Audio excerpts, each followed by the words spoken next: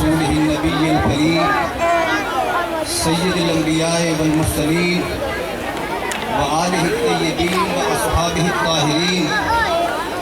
अऊज़ु बिल्लाहि मिनश शैतानिर रजीम। बिस्मिल्लाहिर रहमानिर रहीम। वला तक़ूलु लिमन युक़्तलु फ़ी सबीलिल्लाहि अमवात बल अहयाउन वलाकिन ला तशऊरून। सदक़ल्लाहुल अज़ीम।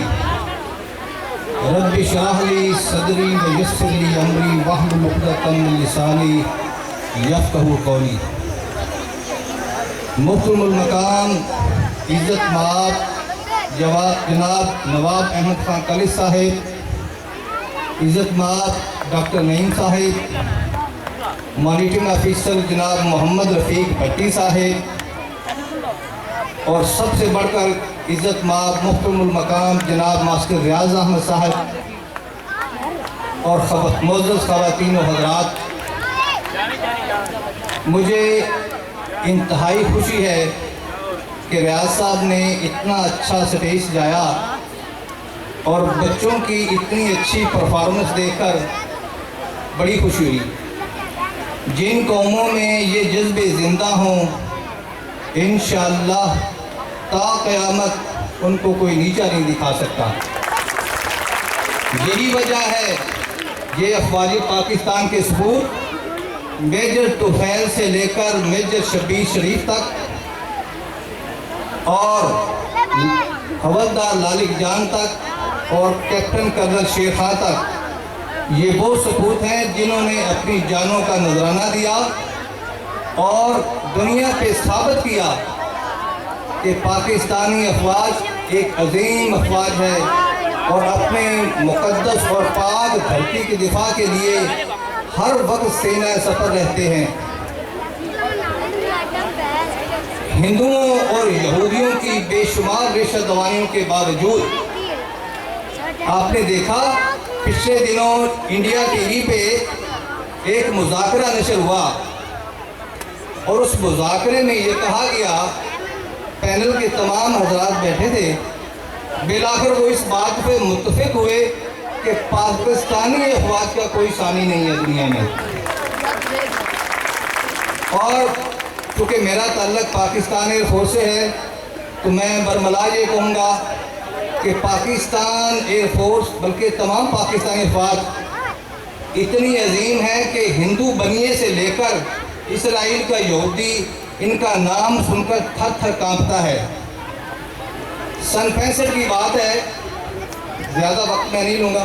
सन 65 की बात है कि द्वारका एक किला है, ये कराची से 210 नॉटिकल माइल पे वाक़ है। यहाँ पे इंडियन ने एक रडार लगा रखा था जो यहाँ से कंट्रोल करता था कराची को और वहाँ से उनके जहाज़ कराची पे हमला आवर होते थे और इस तरह वो बहुत बड़ा नुकसान पहुँचा रहा था। लेकिन अल्लाह के फजल करम से ये जो लाल बहादुर शास्त्री था ना, ये भाग के गया था अक़वाम मुत्तहिदा में, इसीलिए कि पाकिस्तानी अफवाज की जो प्लानिंग है और जो उनका जज्बा है उसको माफ़ नहीं किया जा सकता। हालांकि इंडिया की तादाद हमसे 5 गुना ज़्यादा थी सन 65 में। हमारे सपूतों ने ये किया कि 7 जहाज़ तैयार किए बैरी द्वारका के लिए। बैरी जहाज़ की रफ्तार 50 नॉटिकल माइल होती है।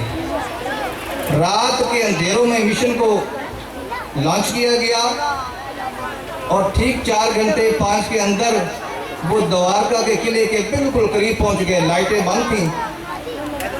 इंडियन को उस वक्त पता चला जब उन जहाज़ों ने इतनी बम्बिंग की कि उनके होश ठिकाने आ गए। ये सोमनाथ का मंदिर भी यहीं कहीं नज़दीक ही है, इसीलिए द्वारका के किले पे जो हमला हुआ उसको सोमनाथ का जो मंदिर है उस पर 18वां हमला काउंट किया जाता है।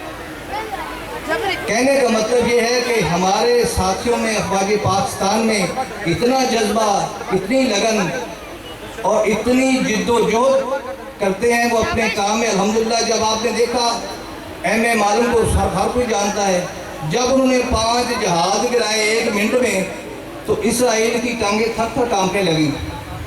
यही वजह है अल्हम्दुलिल्लाह, अल्लाह का फजल एहसान है, अब भी अफवाज पाकिस्तान हर किस्म की रेशा दबाने उसे निपटने के लिए बिल्कुल तैयार खड़ी हैं।